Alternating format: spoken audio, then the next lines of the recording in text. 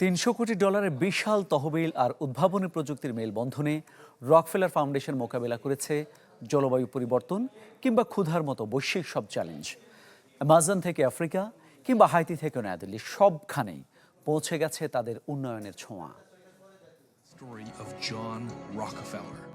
1913 সাল থেকে আর্তমানবতার সেবায় নিয়োজিত রকফেলার ফাউন্ডেশন 2025 সালে তাদের উন্নয়নমূলক কর্মকাণ্ডে সাফল্য অর্জন করেছে।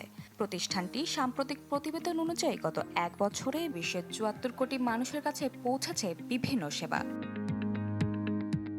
প্রতিবেদন বলছে এই কাজ পরিচালনায় $300 কোটি তহবিল সংগ্রহ করা হয়েছে। জলবায়ু পরিবর্তন মোকাবেলায় রকফেলার ফাউন্ডেশনের উদ্যোগে 8.5 কোটি টন কার্বন নিঃসরণ কমানো সম্ভব হয়েছে।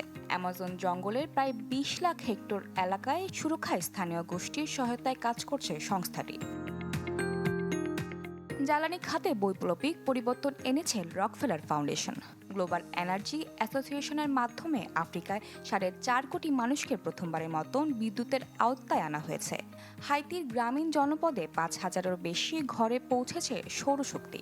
কেনিয়া, রুয়ান্ডা এবং ইন্দোনেশিয়ায় 3 কোটি শিশুকে পুষ্টিকর খাবার দেওয়া হয়েছে। যুক্তরাষ্ট্রে ফুড ইজ মেডিসিন প্রকল্পের আওতায় 2,40,000 রোগীকে উন্নত সেবা দেওয়া হয়েছে।